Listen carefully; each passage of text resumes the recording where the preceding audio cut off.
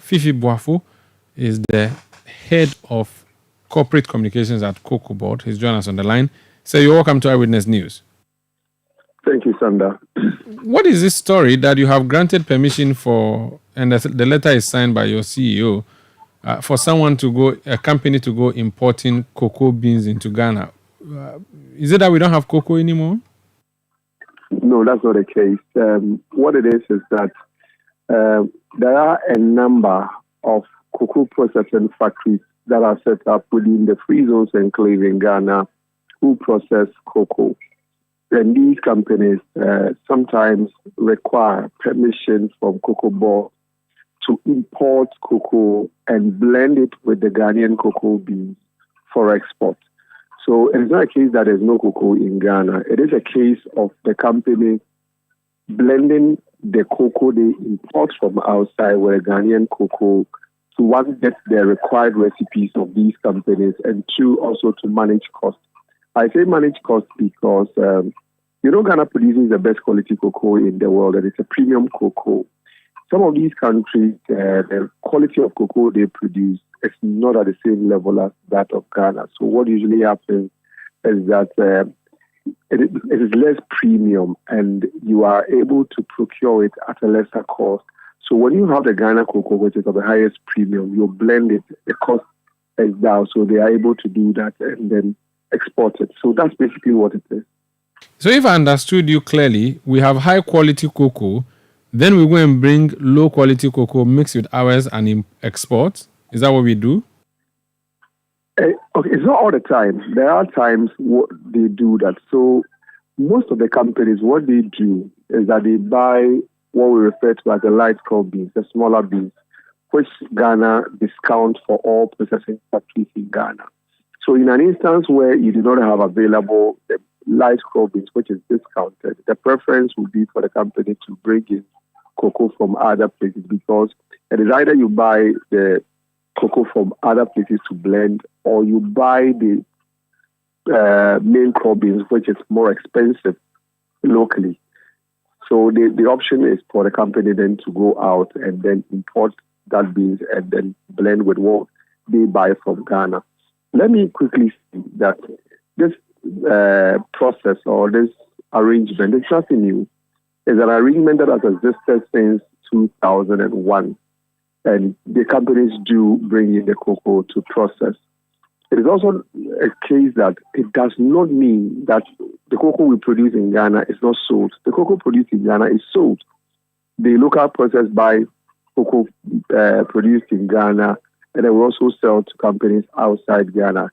Indeed, from 2017 up to date, we've increased local processing of our cocoa from about 23% to 40%. So the cocoa produced in Ghana, about 40% is processed locally.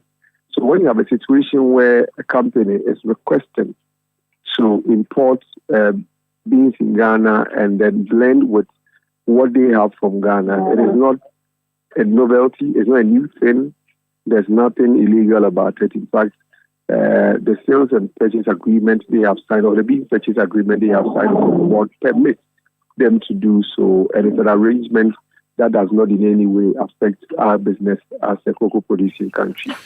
My difficulty is that when they bring in let me use the word low quality cocoa from Nigeria or any other country and blend it with ours, it reduces the potency of the cocoa beans they are exporting from Ghana, and that makes our record not as healthy as we would wish it to be, that we are the leading producer of not just cocoa, but the best cocoa in the world.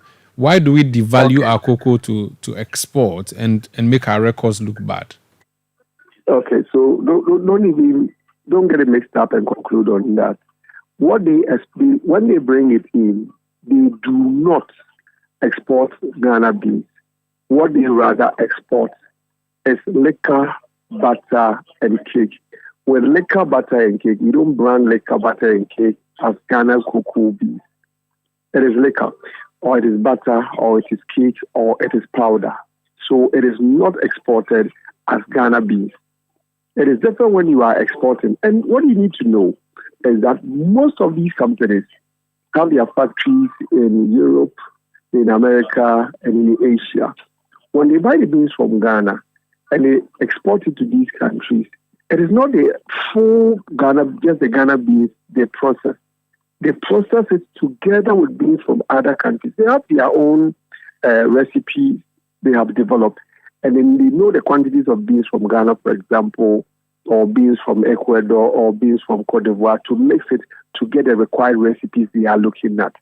So the fact that they have mixed it in Ghana is not different from what they would do if they export the beans from Accra, or they export it from Tema, or they export one from Nigeria to, say, Brussels or to Amsterdam. There's not anything. It happens in the industry, except that this time around they are blending it in Ghana. If they don't blend it in Ghana, eventually when they take it to Brussels, that is what will happen. Or if they export it to Amsterdam, that is exactly what will happen. If this low-grade cocoa is in so much of demand, why don't we let our farmers grow that here? So we have a collective, or we have both, high grade and low grade. Sandra, this suggestion, this is the first time hearing it when the conversation started. It is, for example, asking University of Ghana to train low-quality graduates, because you still find people who will employ low-quality graduates and pay them less. Whereas University of Ghana can still go ahead, train high-quality graduates, and the high-quality graduates will get employed.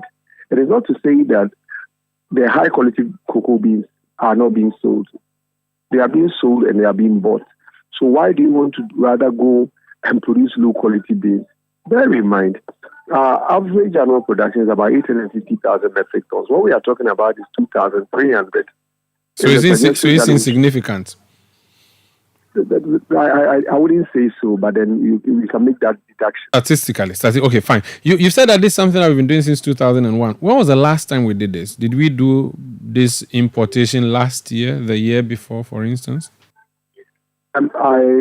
I will not be able to give you dates but then I can tell you that from 2005 up to this time, it's a yearly occurrence. They happen. Very well.